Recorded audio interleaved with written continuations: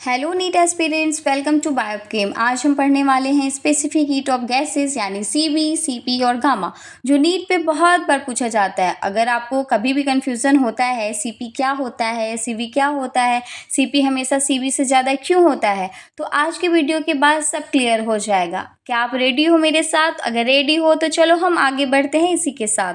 NEET में एक direct statement आता है, सीपी बड़ा है सीबी से।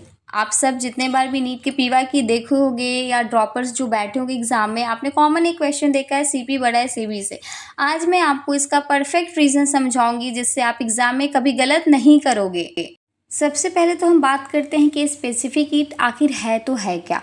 तो हम जब स्पेसिफिक हीट की बात करते हैं तो मैं बताती हूँ कि स्पेसिफिक हीट का मतलब होता है किसी भी सब्सटेंस के 1 ग्राम का टेम्परेचर 1 डिग्री सेल्सियस बढ़ाने के लिए जितनी हीट चाहिए उसे हम कहते हैं स्पेसिफिक हीट। गैस के इसमें दो सिचुएशन होता है। गैस को हम दो तरह से गर्म कर सकते हैं। पहला, गैस या तो बंद हो या तो गैस फ्री हो, ठीक है। इसी से आते हैं सीवी और सीपी। उसके बाद हम बात करते हैं सीवी, कांस्टेंट वॉल्यूम क्या होता है। तो कांस्टेंट वॉल्यूम को समझने के लिए सबसे पहले मैं एक एग्जांपल से समझाती हूँ कि सोचो गैस एक स्ट्रॉन्ग बॉक्स में बंद है, वो फैल नहीं सकती है। तो अब अगर हम 1 ग्राम गैस को 1 डिग्री सेल्सियस गर्म करते हैं और वॉल्यूम चेंज नहीं होता है तो जितनी हीट लगती है उसे बोलते हैं कांस्टेंट वॉल्यूम। और अगर हम और इजी लैंग्वेज में इस सीवी को समझें तो हम कह सकते हैं कि सीवी का मतलब होता है बंद गैस को 1 डिग्री सेल्सियस गर्म करने के लिए जितनी हीट चाहिए उसे हम कहते हैं कांस्टेंट वॉल्यूम। अब हम आगे बढ़ते हैं सीपी की तरफ, कांस्टेंट प्रेशर। तो कांस्टेंट प्रेशर को समझने के लिए इजी लैंग्वेज में हम जाते हैं। अब गैस समझो कि पिस्टन में है, वो फैल सकती है। अब अगर हम 1 ग्राम गैस को 1 डिग्री सेल्सियस गर्म करते हैं और गैस फैल भी रही होती है तो जितनी हीट लगती है उसे बोलते हैं सीपी, कांस्टेंट प्रेशर। और इजी लैंग्वेज में अगर मैं कहूँ तो सीपी है फ्री गैस को 1 डिग्री सेल्सियस गर्म करने की हीट। ये नीट एग्जाम का फेवरेट क्वेश्चन है। हर इंटरवल ऑफ एग्जाम में ये पूछता ही पूछता है, सीपी बड़ा है सीवी से। फॉर एग्जाम्पल इजी वे में फ्री गैस जब गर्म होती है वो गर्म भी होती है और फैल भी रही होती है, तो इसीलिए उसको एक्स्ट्रा एनर्जी चाहिए। इसीलिए हम कहते हैं कि सीपी जो है बड़ा है सीवी से। ये नीट का फेवरेट कॉन्सेप्ट है जो हर बार पूछता है। आप पीवाई को उठा के देख लो, वो आपको कहीं ना कहीं से मिल ही जाएगा हर इंटरवल ऑफ ईयर में। अब हम आगे पढ़ते हैं 1 ग्राम से 1 मोल। अब ये क्या है आप पूछोगे, तो अब जब हम 1 ग्राम नहीं 1 मोल गैस की बात करते हैं तो उसे बोलते हैं मोलर स्पेसिफिक हीट। 1 मोल के लिए constant volume CV, constant pressure CP. अब हम इसका रिलेशन आप देख रहे होगे स्क्रीन पे, CV is equal to M into CB और CP is equal to M into CP. मतलब कि total heat is equal to mole वाली हीट इंटू मॉलिक्यूलर वेट होता है। जितना ज़्यादा प्रैक्टिस होगा फॉर्मूला का उतना इजी होगा आपके लिए अंडरस्टैंड कर पाना और कॉन्सेप्ट को समझ पाना। सो मेक श्योर है कि आप फॉर्मूला पे अपना कमांड करो। एट द एंड हम बात करते हैं गामा की कि गामा क्या है। तो गामा सिर्फ ये बताता है कि प्रेशर वाली हीट वॉल्यूम वाली हीट से कितनी ज़्यादा है। Gamma is equal to CP by CV, क्योंकि सीपी जो है बड़ा होता है सीवी से, इसीलिए बस। गामा अभी हमने थोड़ा सा पढ़ा है। उसके बाद बुक में दिया है gamma is equal to 1+2/n। यहाँ n का मतलब होता है गैस के मॉलिक्यूल्स कितने तरह से मूव कर सकते हैं, जिसे हम कहते हैं डिग्री ऑफ फ्रीडम। जिस गैस के मॉलिक्यूल सिंपल होते हैं उसका n छोटा होता है, गामा ज़्यादा होता है।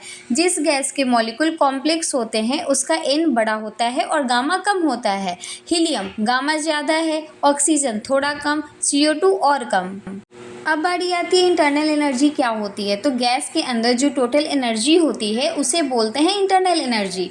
इसके दो पार्ट्स होते हैं। मोशन की एनर्जी, मॉलिक्यूल्स चल रहे होते हैं, इससे एनर्जी जो निकलती है उसे बोलते हैं काइनेटिक एनर्जी। वही दूसरी है अट्रैक्शन, रिपल्सन की एनर्जी। मॉलिक्यूल्स जो है एक दूसरे से या तो खींचते हैं या तो धक्का देते हैं, इससे एनर्जी होती है और इसे हम कहते हैं पोटेंशियल एनर्जी। अब इसका हम फॉर्मूला देखें या हम इसको फॉर्मूला बेसिस पे समझें तो कहते हैं हम total internal energy is equal to motion की एनर्जी प्लस अट्रैक्शन की एनर्जी। अब आते हैं हम कि गैस को हम कैसे चेंज कर सकते हैं। तो गैस को हम 4 तरह से चेंज कर सकते हैं। Isothermal, temperature same, adiabatic, heat exchange zero, isobaric, pressure same, isochoric, volume same. Isothermal का मतलब होता है टेम्परेचर कांस्टेंट, गैस धीरे धीरे एक्सपैंड या कॉम्प्रेस होती है ताकि टेम्परेचर सेम रहे। उसके बाद हम बात करते हैं एडियाबैटिक प्रोसेस की। एडियाबैटिक क्या है? तो इसका मतलब होता है गैस बाहर से हीट नहीं लेती है, गैस एक्सपैंड होती है, ठंडी होती है, गैस से कॉम्प्रेस होती है, गर्म होती है। इसमें गैस का टेम्परेचर चेंज होता है क्योंकि हीट बाहर से नहीं आती। आइसोबारिक और आइसोकोरिक एकदम सिंपल है। आइसोबारिक में बार, आपको पता है प्रेशर, तो प्रेशर एकदम सेम। कोरिक साउंड, तो वॉल्यूम सेम। एकदम सिंपल है याद करने का तरीका। अभी आपके स्क्रीन पे एक कर्व शो कर रहा होगा, वो कर्व है isothermal curve, adiabatic curve. Isothermal temperature constant, adiabatic heat exchange zero, ये आपको पता होगा। कर्व से जो सबसे इंपॉर्टेंट चीज़ आपको दिख रही है वो ये दिख रही है कि एडियाबैटिक कर्व जो है आइसोथर्मल कर्व से ज़्यादा स्टीप होती है। मतलब जब गैस एडियाबैटिक तरीके से कंप्रेस या एक्सपैंड होती है तो प्रेशर ज़्यादा फास्ट चेंज होता है compare to isothermal.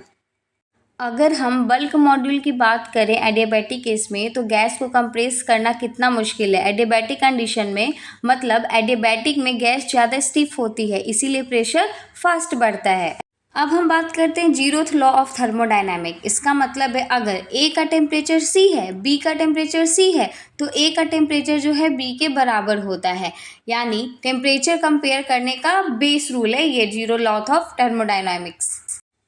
First law of thermodynamic कहता है कि एनर्जी कभी डिस्ट्रॉय नहीं होती है, सिर्फ फॉर्म चेंज होता है। फॉर्मूला आपकी स्क्रीन पे है, आपको पीडीएफ प्रोवाइड कर दिया जाएगा, आप उधर से नोट डाउन कर लेना।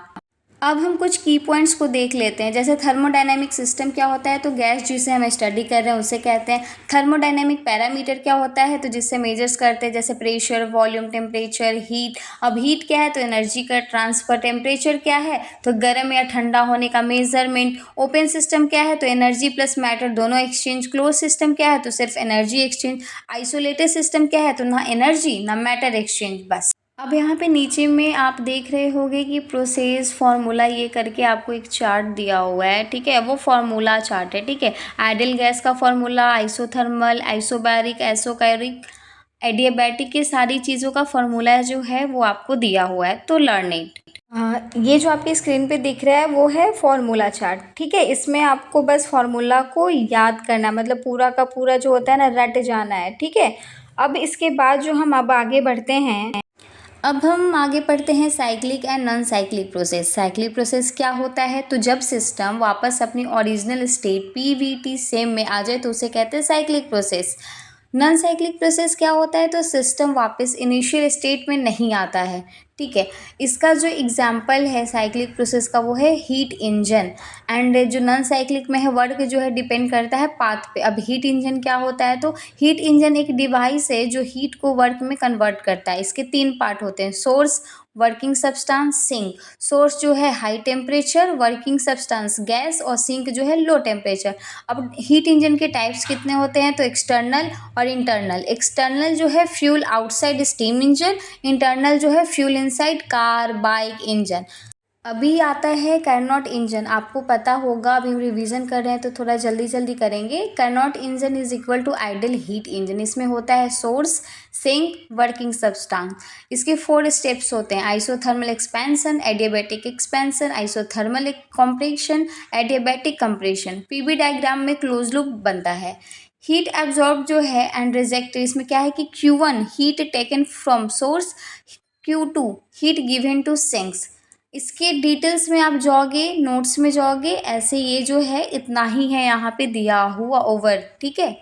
अब हम लास्ट पढ़ेंगे इस चैप्टर के रिवीजन में reversible process, irreversible process, entropy, ठीक है। उसके बाद दिया है परपेचुअल मोशन मशीन, PMM। अब देखते हैं रिवर्सिबल प्रोसेस क्या होता है, तो ऐसा प्रोसेस जिसे उल्टा करके सिस्टम को एग्जैक्ट पहले जैसी स्टेट में ला सकते हैं। एग्जाम्पल, गैस को धीरे धीरे कंप्रेस करो, फिर धीरे धीरे एक्सपैंड, सेम स्टेट।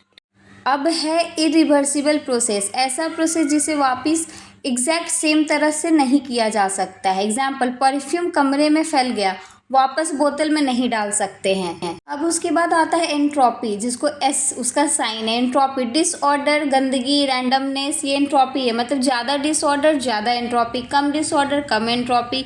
रूम साफ है, लो एंट्रोपी। रूम बिखरा हुआ है, हाई एंट्रोपी। यही ओवरऑल एंट्रोपी है। अब आखिरी है PMM। अब PMM क्या है? तो PMM 1 है, एनर्जी बिना इनपुट के बना दे, फर्स्ट लॉ तोड़ता है। PMM 2 100% हीट को वर्क बना दे, सेकेंड लॉ तोड़ता है। यही ओवरऑल बाकी सब फॉर्मूला है, आप देख लेना, याद कर लेना, ठीक है। और PDF आपको ग्रुप में मिल जाएगा। Bye bye.